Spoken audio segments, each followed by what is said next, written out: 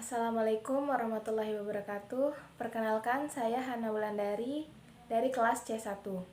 Alhamdulillahirrabbilalamin. Segala puji bagi Allah Subhanahu wa Ta'ala yang tak henti-hentinya melimpahkan nikmat dan karunia-Nya pada kita semua.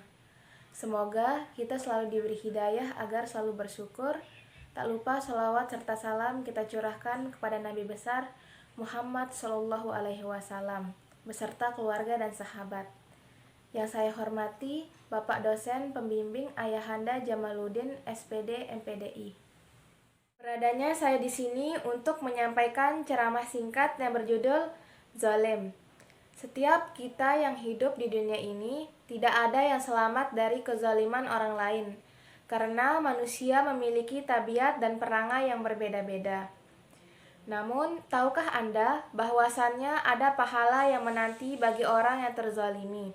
Jadi, bila kita disakiti, memintalah kepada Allah Subhanahu wa Ta'ala untuk diberikan kekuatan agar mudah memaafkan, serta mendapatkan hikmah agar kita menjadi pribadi yang lebih baik lagi. Rasulullah Shallallahu Alaihi Wasallam bersabda, "Tidaklah seseorang memaafkan kezaliman terhadap dirinya, kecuali Allah akan menambah kemuliaannya." Hadis riwayat Ahmad, Muslim, dan Tirmizi. Dan yang perlu kita ingat adalah seluruh perbuatan, gerakan, dan diamnya manusia atas kehendak Allah Subhanahu wa Ta'ala. Sehingga jika kita memandang dari sisi ini, kita akan menyadari bahwa mereka yang berkuasa di atas diri kita mampu menzalimi kita semata-mata atas kehendak Allah. Agar kita merenung melihat kepada diri kita, mengapa Allah Subhanahu wa Ta'ala menguasakan mereka atas diri kita. Maka hendaknya kita menyadari bahwa setiap musibah yang menimpa adalah bagian dari dosa yang pernah kita lakukan. Maka kita akan merasa musibah berbuah nikmat karena akan mendapat pahala yang besar. Jadi segeralah berbenah dan memperbaiki diri. Selain daripada itu, kita sebagai umat muslim harus menghindari perbuatan zalim, sebagaimana dalam hadis Rasulullah Shallallahu Alaihi Wasallam bersabda, "Jagalah diri kalian dari perbuatan zalim, karena sesungguhnya kezaliman itu akan menjadi kegelapan pada hari kiamat." Hadis riwayat Ahmad. Dengan menghindari perbuatan zalim, maka kita termasuk orang-orang yang beriman.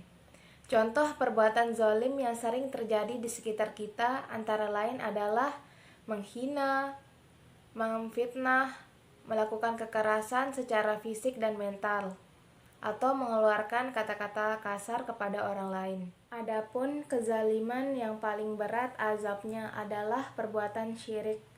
Hal ini dijelaskan dalam surah Al-Luqman ayat 13. Bismillahirrahmanirrahim.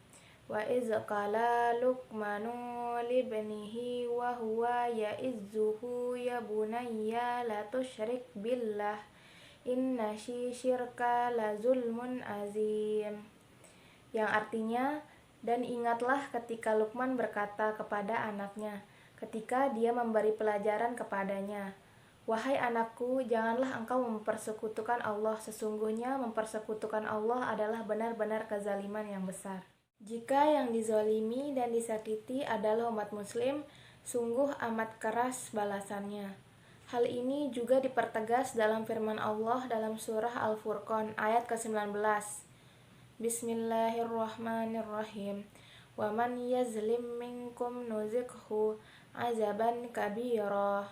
Yang artinya, barang siapa di antara kamu yang berbuat zalim, niscaya akan kami rasakan kepadanya azab yang besar. Jadi, pesan moral yang bisa kita petik adalah dalam bersosialisasi kita harus menjaga lisan, bersikap santun, serta jujur dalam berkata. Dan yang tak kalah penting adalah dalam hal membangun keakraban, yaitu dengan menyambung silaturahmi dengan setiap orang, menjadi pribadi yang pemaaf dan tidak pendendam. Sekian yang dapat saya sampaikan, mohon maaf jika ada salah kata. Wassalamualaikum warahmatullahi wabarakatuh.